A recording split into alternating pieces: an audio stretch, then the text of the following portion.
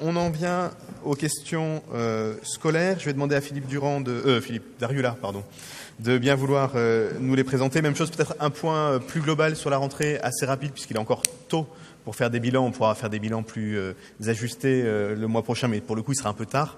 Donc, peut-être quelques éléments de bilan pour ce qu'on peut en dire, et puis ensuite la présentation de délibération. Oui, merci, Monsieur le maire. Bilan de la rentrée, donc d'abord, avant de présenter globalement, l'ensemble des délibérations concernant les affaires scolaires. La rentrée, c'est toute récente, elle s'est effectuée réellement vendredi dernier, puisqu'il y a d'abord, vous savez, les pré-rentrées, puis les accueils des élèves et des collégiens. On peut dire que cette rentrée s'est bien passée sur l'ensemble des points de vue. D'abord parce que la situation de maintien des postes, avec y compris d'ailleurs des postes d'enseignants, et donc de non-fermeture de classe, même s'il y a eu quelques fermetures, à Marcadet, à Orcel notamment, qui avaient été faites décidées au mois de juin, mais dans une baisse d'effectifs qui nous permet d'avoir des taux d'encadrement tout à fait acceptables et qui permettent d'enseigner dans les meilleures conditions dans nos écoles, a fait que cette rentrée s'est bien passée du point de vue de l'éducation nationale. Nous avons même eu la discussion avec le directeur académique de l'éducation nationale jusqu'à la rentrée pour permettre le rétablissement d'un poste qui avait été supprimé à la maternelle Goutte d'Or, qui avait d'ailleurs sensibilisé fortement. Je crois que beaucoup d'entre nous ont été sollicités par les parents. Je les avais reçus à plusieurs reprises et le poste a été rétabli à la rentrée. Je crois d'ailleurs que vous le savez puisque j'ai vu que nous avions tous reçu un mail de remerciement des parents concernés de cette maternelle Goutte d'Or.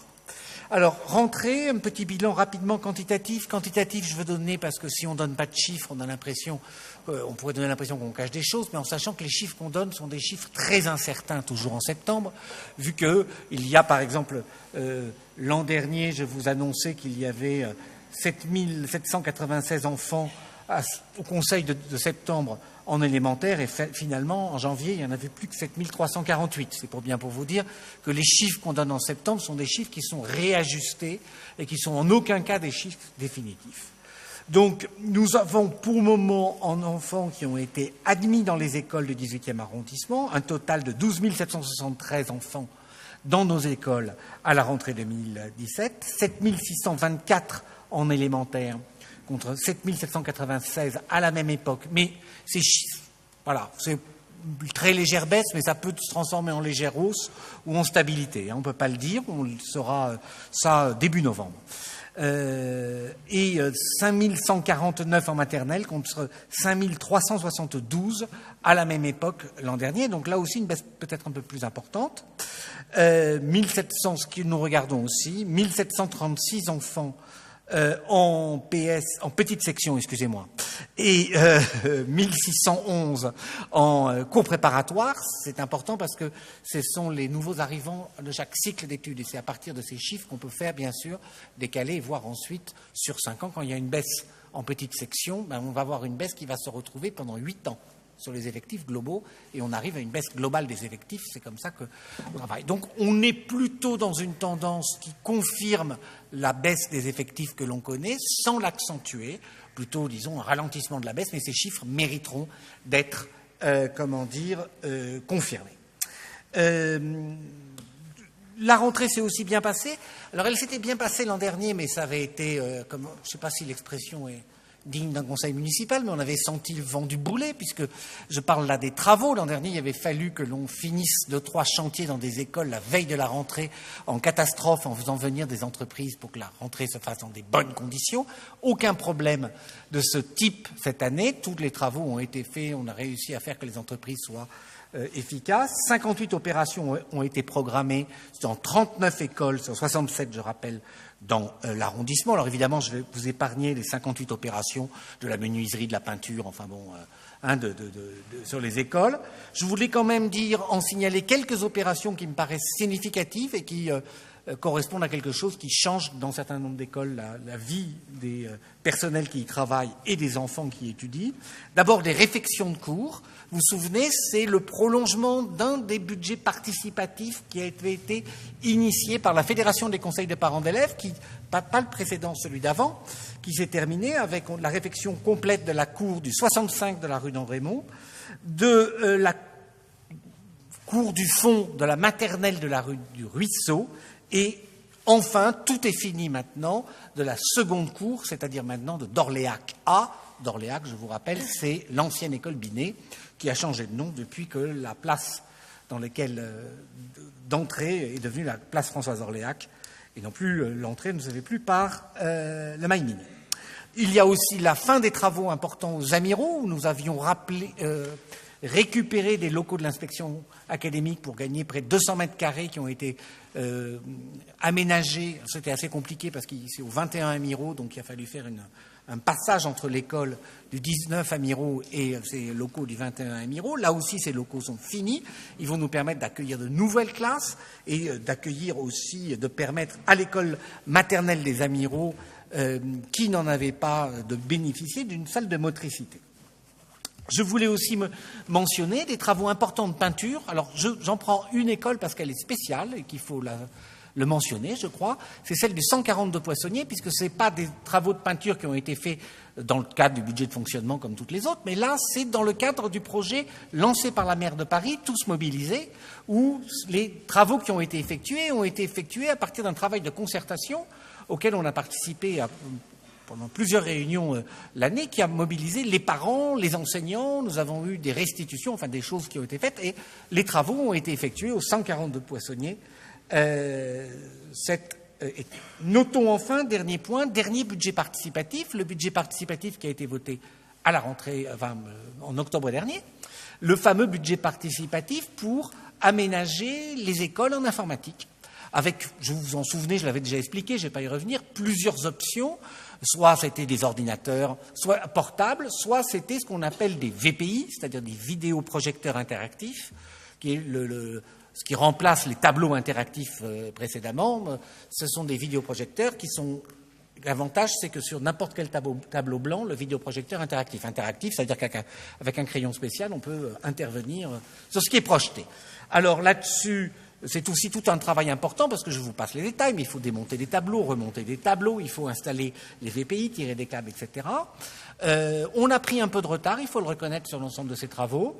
Mais ceci dit, après avoir réuni et discuté avec l'ensemble des services, l'objectif de l'ensemble des travaux finis, c'est-à-dire l'ensemble de ce matériel informatique installé dans les écoles, c'est-à-dire qui touche toutes les écoles de l'arrondissement. Toutes les écoles de l'arrondissement ont soit 3 vidéoprojecteurs interactifs, soit des mathlettes d'ordinateurs portables.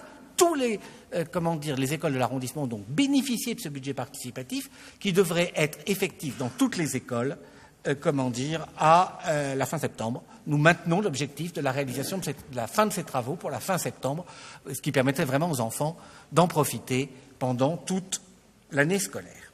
Dernier point, bien sûr, 2 mots sur, même si à cette étape, il serait malhonnête de faire des grands projets sur la comète, mais on ne peut pas, en cette rentrée, ne rien dire sur les bisecteurs et sur la réforme qui a eu lieu sur, comme vous, je n'ai pas là aussi besoin d'y revenir, Coysevox, Berlioz, Curie, Gérard Philippe.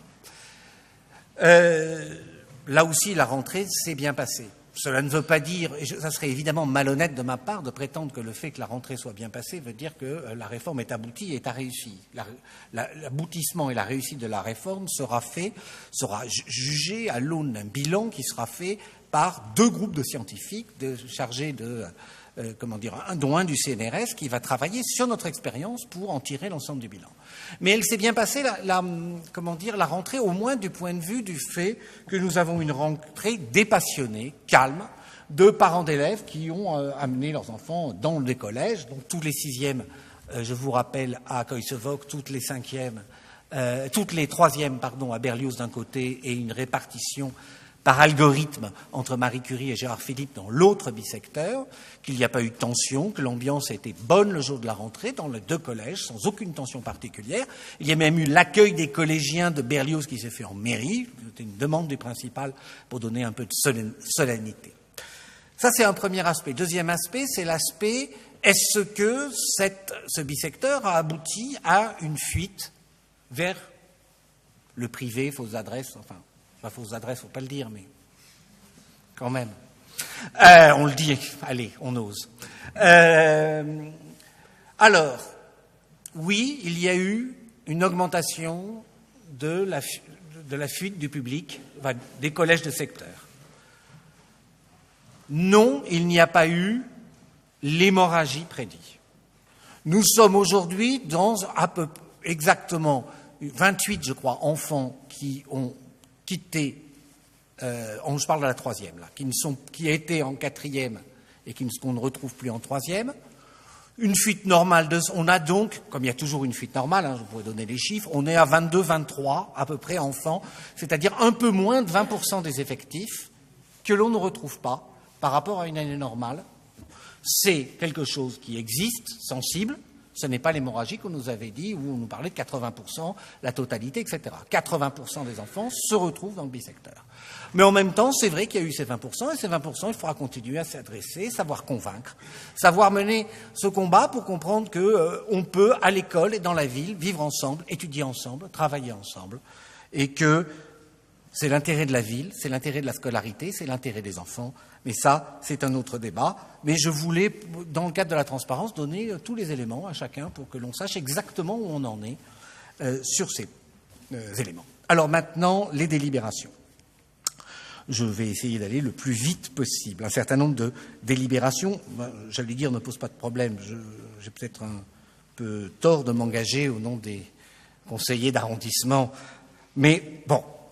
J'imagine par exemple que la convention qui est proposée de façon à ce que les enfants des personnels de la Riboisière, qui avaient un centre de loisirs au sein de l'hôpital de la Riboisière, puissent être accueillis dans l'école du 49 bis de la Goutte d'Or, enfin plus exactement dans le cadre de son centre de loisirs, dont d'ailleurs exemplaire, et sa responsable éducative ville est aussi exemplaire, le centre de loisirs et les activités de cette école.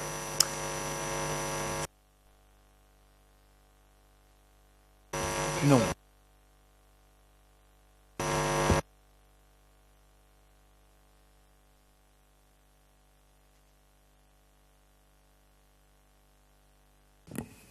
Non, voilà, parfait. Donc, là, il s'agit de la DASCO 120. 3 délibérations concernant les lycées municipaux. La première, la DASCO 74, propose une liste de subventions pour le soutien aux projets éducatifs. Je vais dire 2 mots quand même sur cette délibération, puisqu'il y a l'extension aujourd'hui aux lycées municipaux de l'excellente réforme qui avait été faite à l'initiative de la maire de Paris pour les collèges.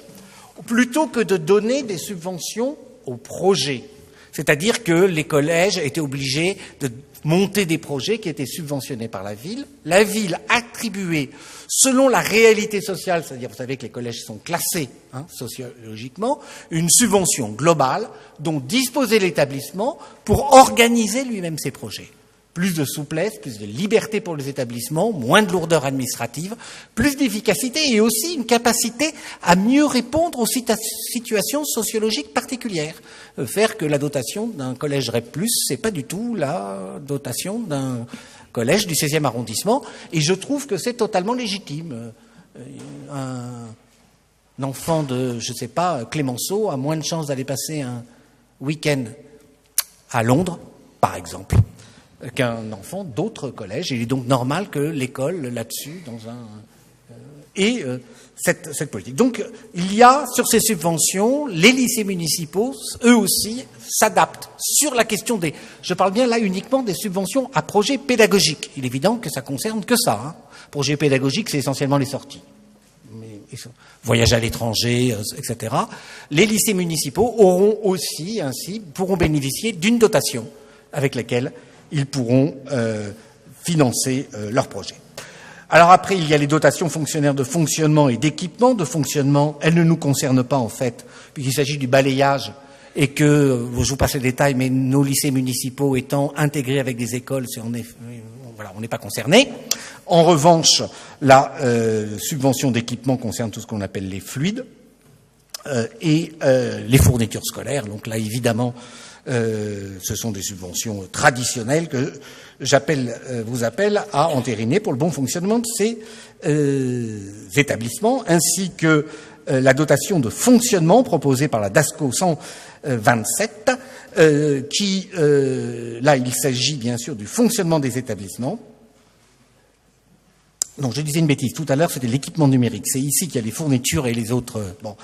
Avec les établissements du 18e arrondissement qui sont bien pourvus, puisque le lycée de Genazi a une subvention de 144 680 €, la plus forte dotation de lycées municipaux de Paris, et celle de Valadon de 44 175 €. Maintenant, deux subventions, je ne les prends pas dans l'ordre, mais je prends dans l'ordre où c'est logique, qui concernent des subventions à des associations. Alors, deux associations qui font un travail vraiment remarquable, qu'il faut saluer ici. La DASCO 121 propose une subvention à l'association EDIP, qui travaille sur l'aide psychologique aux enfants, mais aussi à la parentalité, qui a eu un rôle extrêmement positif dans un collège où nous avons eu, il faut bien le dire, de vraies difficultés, le collège Daniel Mayer. Et là, il s'agit de renouveler une subvention de 3 000 € à cette association. Je vous appelle évidemment à soutenir et à voter cette subvention, ainsi qu'une subvention de 30 000 € à ce qu'on appelle les PEP 75. En fait, il s'agit de ce qu'on appelait encore il y a quelque temps l'accueil Torcy. Vous savez, là aussi, équipement et association d'une très grande efficacité. Vous savez, c'est cette association qui accueille les étudiants les lycéens, les collégiens, exclus une semaine de leur établissement, les encadre par petits groupes avec des animateurs, les fait travailler, permettent qu'ils ne soient pas dans la rue, etc. On a tout ce travail qui est fait, qui concerne en priorité les collèges des 18e, mais concerne aussi des exclus temporaires de collèges avoisinants au 18e. Très belle activité. C'est une activité qui était avant rue de Torcy, c'est pour ça qu'on disait accueil Torcy. Maintenant, elle est rue du Pré. On dit plus rue du Pré, mais on le nomme par l'association qui porte, les PEP 75. Je profite de cette délibération pour faire un petit point comme ça, qui n'est pas totalement neutre. Peut-être, j'aimerais qu'il soit opéré d'ailleurs. Je pense que cette association qui fait ce travail remarquable mérite d'avoir des locaux. Et que s'il y a des prévisions de transfert de locaux, rien ne doit être fait du point de vue de la mairie du 18e arrondissement sans qu'il soit prévu des locaux d'accueil de qualité pour cette activité essentielle à la vie de notre arrondissement qui concentre un nombre important de collèges en réseau d'éducation prioritaire et qui a besoin de cet accueil pour les élèves exclus temporairement. Enfin, dernière délibération, la DPA 49. Il s'agit du prolongement. Alors là aussi, on a déjà eu l'occasion d'en parler à plusieurs reprises. C'est la troisième étape, le troisième volet du projet de performance énergétique dans les écoles, où les écoles parisiennes, 60 écoles sur tout Paris, 5, je crois, dans notre arrondissement, sont concernés par ce projet qui permettent de mettre les écoles aux meilleures normes de qualité environnementale et énergétique. Voici, Monsieur le maire, cette délibération que je devais vous présenter. Merci beaucoup pour cette information, là encore précise. On aura l'occasion de refaire un bilan de la rentrée scolaire de façon peut-être plus détaillée, parce que là on est encore un peu tôt, mais il aurait été un peu absurde de reporter ce point au conseil suivant, qui pour le coup sera un peu tard. Je vais donc soumettre au vote ces délibérations, mais avant ça, est-ce qu'il y a des demandes de prise de parole? Monsieur Bournazel, est-ce qu'il y en a d'autres? Monsieur Lorenzini, Monsieur Briand, et ensuite on passera au vote. Monsieur Bournazel. Merci, Monsieur le maire. Bon, d'abord, profitons de cette séance pour souhaiter une bonne rentrée à tous les élèves, aux enseignants et au personnel et aux parents, qui s'est, vous l'avez dit, plutôt bien passé dans le 18e et à Paris. J'ai lu d'ailleurs votre interview que vous avez donnée le 19 août 2017 au 18e du mois. Et il y a des choses très intéressantes. J'ai juste une remarque tout à fait formelle, et je vous taquine un peu, mais vous avez dit notre arrondissement est un peu le verrou de Paris. J'aurais préféré un exemple, une passerelle, bref. Pour être franc, j'avais dit charnière. Voilà, c'est mieux. Voilà. Je voulais aborder juste 4 points très rapidement. D'abord, la rentrée scolaire, c'est d'abord des bonnes nouvelles aussi pour le 18e. La première bonne nouvelle, c'est que dans 9 établissements, 9 écoles, nous avons le dédoublement des classes pour le cours préparatoire. Et ça, c'est absolument essentiel. C'est une idée absolument importante pour permettre à des enfants qui, au départ, ont peut-être moins de capital social et moins de capital culturel, d'avoir plus de moyens d'acquérir les fondamentaux, savoir lire, écrire et compter. Et pour m'être rendu sur place dans plusieurs écoles, pour l'instant, c'est que le début, une semaine, en tout cas, les enseignants, les élèves et les parents sont très satisfaits parce que ça peut permettre un suivi individuel au moment où les enfants en ont le plus besoin. Prenons le temps, évidemment, dans les semaines et mois qui viennent, d'évaluer ce dispositif. Et pour la rentrée 2018, l'ensemble de ce dispositif va être étendu à l'ensemble du réseau éducation prioritaire pour le cours préparatoire, mais aussi pour le cours élémentaire première année. Le deuxième point, c'est aussi se réjouir de l'ouverture d'une 6e classe à la maternelle de l'école polyvalente de la Goutte d'Or. C'était une demande des parents, que d'ailleurs j'avais soutenue comme d'autres élus. C'est une bonne nouvelle. Il faut maintenant se battre pour la pérennité de cette classe pour l'année prochaine, mais je ne doute pas que nous serons nombreux à défendre cette idée-là. Le troisième point, vous avez parlé tout à l'heure de 20% suite à la réforme, 20% d'élèves qui ont quitté l'établissement.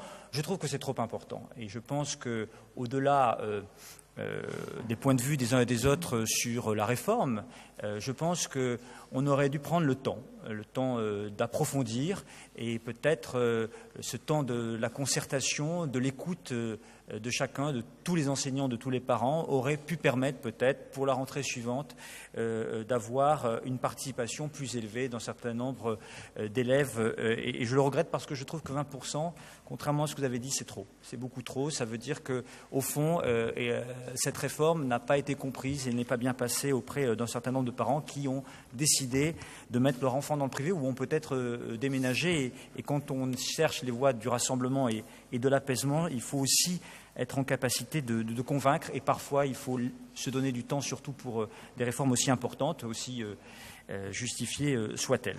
Et puis quatrième point, c'est un sujet qui touche 2-3%.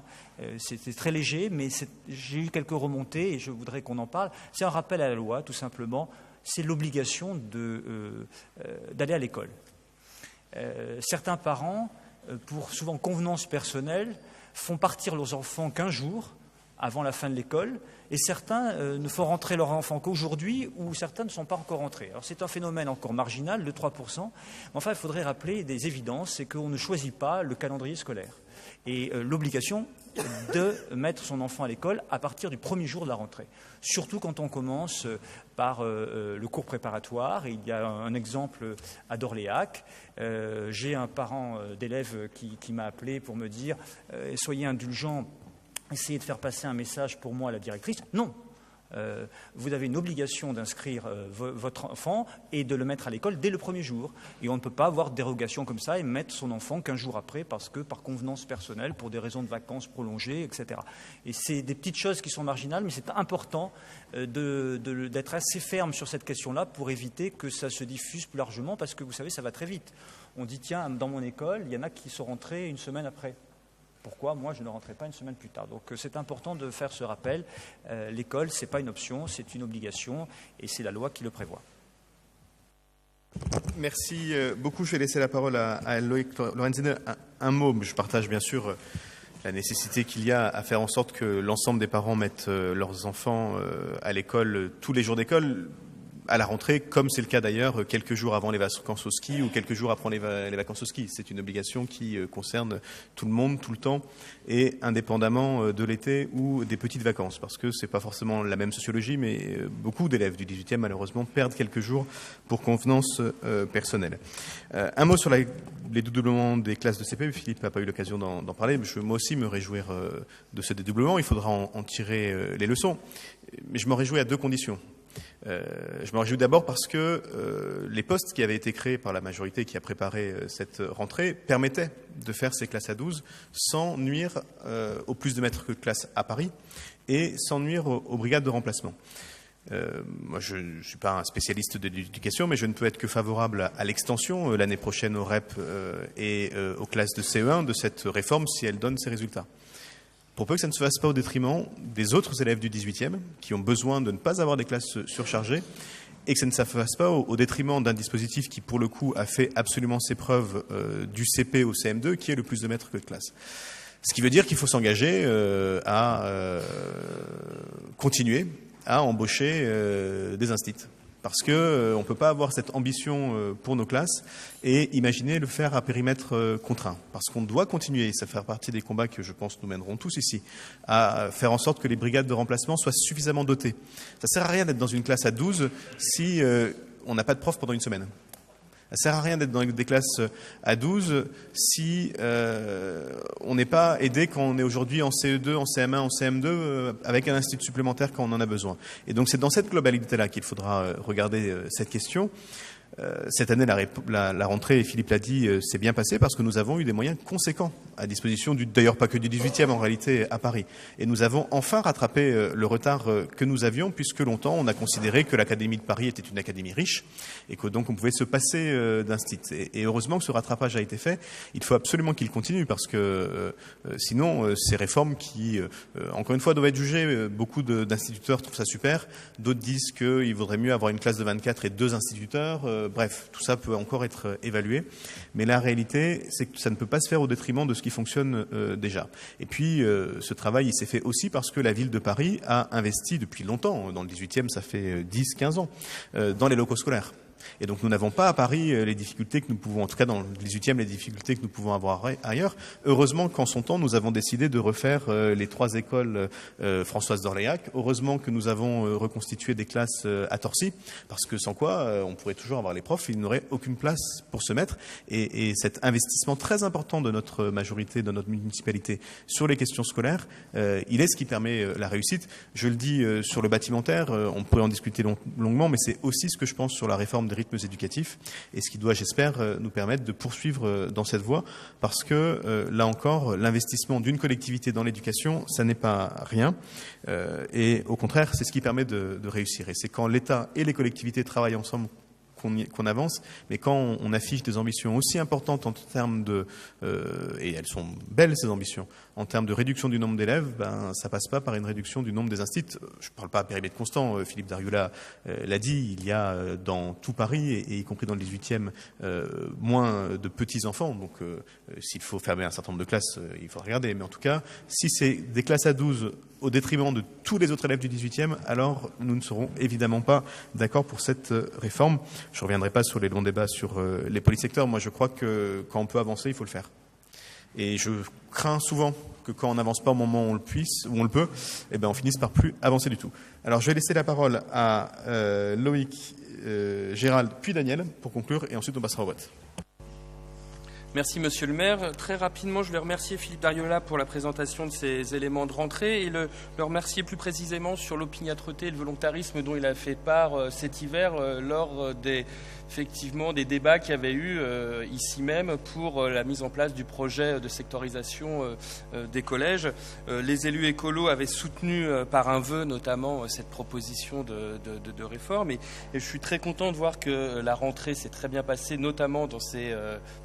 semble bien se passer dans les établissements qui faisaient partie de cette réforme.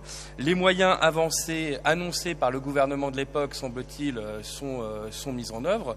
C'est important peut-être de le rappeler. Puis sur le moyen terme, rappeler aussi que c'est l'ensemble des établissements de cette réforme qui vont augmenter, qui vont gagner, je pense, en qualité de travail pour la communauté enseignante et également pour la communauté des élèves.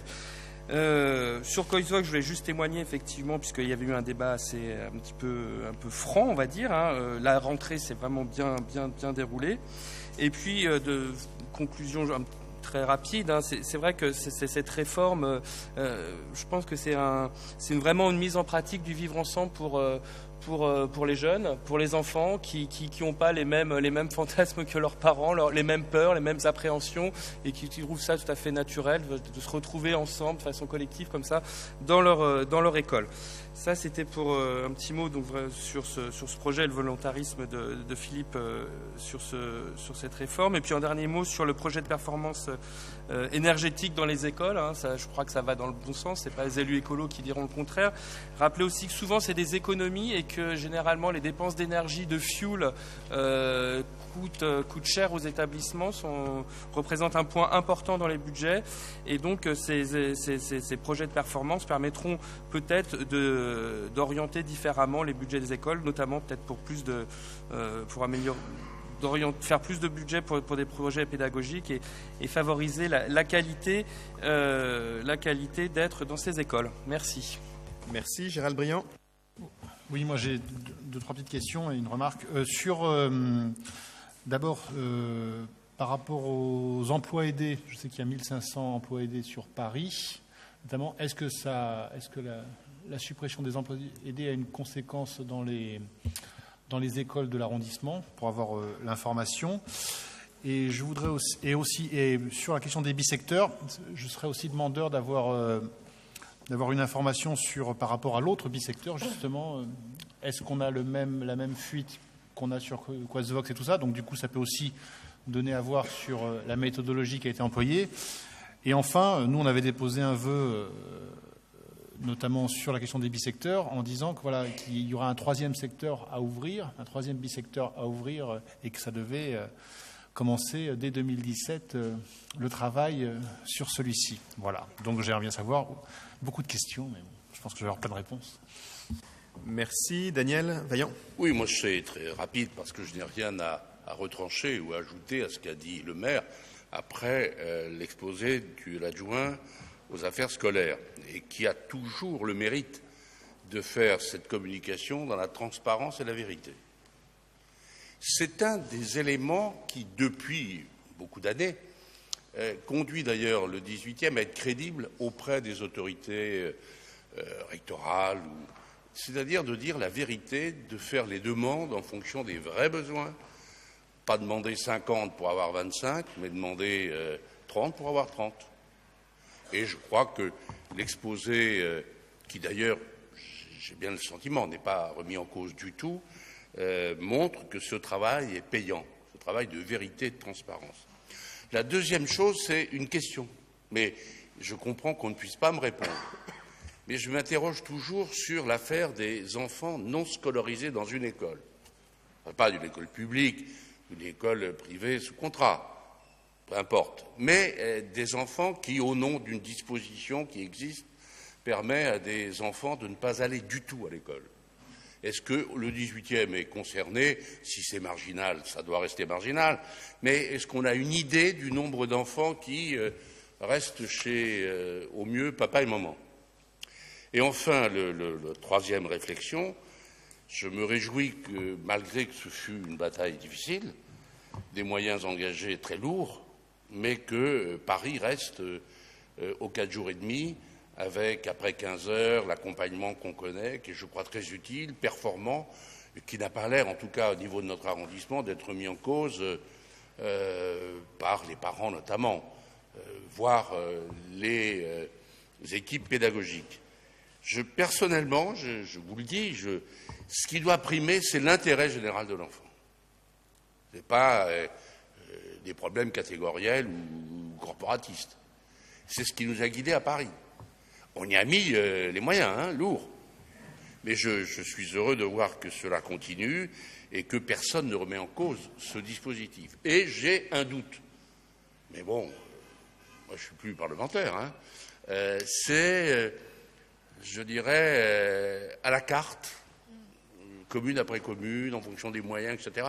Je ne vous cache pas que je suis dubitatif sur le fait qu'il y ait des secteurs à 4 jours, des secteurs à 4 jours et demi. L'éducation nationale doit rester nationale. Et donc, je pense qu'il faudrait avoir une réflexion avant d'agir trop promptement pour remettre en cause ce qui, pour moi, m'apparaissait un acquis. Merci beaucoup. Peut-être, Philippe Dariulla, quelques éléments de réponse rapide, puisqu'il faut qu'on puisse continuer ensuite. Très sous forme télégraphique. Sur les CPA 12, je n'ai rien. Le maire a dit ce qu'il y avait à dire. Sur Coysevox Berlioz, d'abord, je vais revenir à ce que disait M. Bournazel. Je ne crois pas du tout avoir dit que j'étais très satisfait qu'il y ait 20%. Hein. Je partage tout à fait votre avis, c'est trop. Je constate aussi que c'est beaucoup moins qu'on nous annonçait. C'est tout ce que j'ai dit. Mais c'est évident, je partage tout à fait votre avis. Ce que vous disiez, c'est un public qui a à reconquérir. Et nous le reconquérons. Premièrement, si tout le monde dépassionne ce débat et que la rentrée apaisée permette d'avoir une année scolaire apaisée, parce que c'est comme ça que on verra tout ce qu'il y a pu d'avoir d'abusif dans ce qui a été dit et qu'au fond, cette politique est une politique au service des enfants et des collégiens. Et puis, continuant aussi dans la situation de transparence, mais je partage votre avis, c'est un combat qui n'est pas fini, hein, c'est un combat de tous les jours.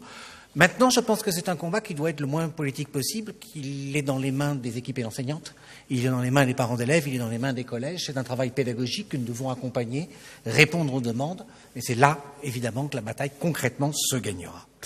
Sur les emplois aidés, je continue sur les questions qui ont été posées. Alors, à ma connaissance, ça n'a pas aucune conséquence. Le seul élément qui pourrait avoir, à ma connaissance, des conséquences, mais on m'a pas dit qu'il y en avait, au contraire, c'est sur le dispositif, vous savez, de ce qu'on appelle les points écoles, ces personnels qui sont dans la sécurité, qui font traverser les enfants devant les écoles. Il y avait un certain nombre de contrats aidés là-dedans, mais à ma connaissance, on n'est pas dans une situation où il y aurait la moindre suppression de postes. Bon. Donc les activités du soir maintenant, et tout ça, ce sont des subventions associations. Donc, bon. Sur le bisecteur, de l'autre bisecteur, en effet, qui avait fait, c'est vrai, moins de bruit, moins de manifestations, tout ça. Alors la fuite, on est dans une situation pas tout à fait inchangée, là aussi un peu, mais la fuite est vraiment lambda dans ces collèges. Maintenant, soyons honnêtes, les écoles les plus concernées avaient déjà une fuite importante. Hein. Je veux dire, les parties d'Hermel qui doit aller à Marie Curie, il y avait déjà une partie importante des gens qui, dans la situation, et ça n'a pas considérablement augmenté du tout, ça a été relativement marginal sur cette question. Là aussi, la rentrée s'est passée bien. Les équipes enseignantes, avec, je tiens à le dire, parce que on dit tout ce qui est positif, je veux dire aussi ce qui me... Parce que des fois, on a des petits chagrins, il faut quand même parler aussi, des fois, de ces petits chagrins. C'est que les équipes enseignantes des deux collèges, là, ont travaillé à la préparation, ensemble de la préparation de la rentrée. Je regrette que ce n'ait pas été le cas ailleurs, dans l'autre bisecteur, et qu'il y ait des équipes enseignantes qui soient dispensées de la préparation de la rentrée. Je ferme la parenthèse. Les enfants non scolarisés, Daniel, oui, ça nous concerne, on est au courant, on doit recevoir une lettre à chaque fois des familles et une information du rectorat qu'on transmet à chaque fois au rectorat. C'est vraiment très marginal, 1-2 par an, on va dire, par rentrée. Mais il y en a toujours. Et ça fait toujours un suivi, parce que les inspecteurs vont dans les familles et vont vérifier. Et on a eu un conflit parce qu'il n'y avait pas de scolarité du tout, une fois dans une famille, et qu'il y a eu une obligation avec un jugement de la mère, puisqu'elle ne faisait pas son rôle d'éducatrice à la place de l'école, une injonction de mettre dans un établissement, public ou privé, je ne sais plus ce qu'elle avait choisi d'ailleurs, mais elle n'a pas pu continuer selon cette disposition. Évidemment, je partage l'immense satisfaction que nous restions à 4 jours et demi. Je continuerai cette année à aller visiter des ateliers RE en compagnie des parents d'élèves dans une école chaque semaine. À chaque fois, c'est un moment sympathique, les parents sont contents. On a vu des sondages qui montrent que les enfants sont à plus de 90% heureux de ce moment quand ils y participent. Donc il y a aussi très belle réforme. Et je profite pour conclure, puisqu'on a parlé tout à l'heure, Monsieur le maire, vous avez parlé de Vincent de Vater, de Véronique Gilly-Rayburn, vous avez parlé de Laure Barbarin. Je voudrais dire un mot aussi, puisqu'il quitte l'arrondissement aussi, sur Pierre-Emmanuel Marty, qui était le directeur adjoint de la CASPE, donc la circonscription des affaires scolaires et de la petite enfance du 18e arrondissement, qui s'occupait de tout ce qui était pédagogique. C'est lui qui avait porté la réforme. C'est lui qui fait que chaque fois que je vous disais, dans le 18e, on est exemplaire, d'abord c'est parce que c'est vrai, il faut le rappeler, mais c'était vraiment aussi grâce à lui, à son engagement, à la façon dont il a dirigé ses équipes. Il a choisi de changer, de faire évoluer sa carrière. Je voulais quand même le saluer et j'espère en votre nom à tous à la fin de ce conseil. Merci d'avoir salué Pierre-Emmanuel Marty, parce que c'est vrai que j'avais oublié de le faire et que ça a été un des acteurs importants de tout ça. On va passer au vote sur les délibérations. Un dernier mot pour rappeler que nous avons mis en place, le rectorat a mis en place un comité de suivi pour la question de la mixité en général et notamment des bisecteurs, et qu'on a bien l'intention que ce soit un vrai comité de suivi, c'est-à-dire qu'il s'y regarde des choses et puis qu'il s'y décide des choses, et le cas échéant qu'il s'y corrige des choses, et donc à notre place de mairie, c'est-à-dire non pas au cœur de la réforme mais à côté, nous y serons évidemment très attentif. Quant à la question que posait Gérald Briand sur les emplois aidés pour le périscolaire, Philippe Dariulla a dit l'essentiel. Une grosse partie, la ville a beaucoup professionnalisé son périscolaire, donc on n'est plus concerné.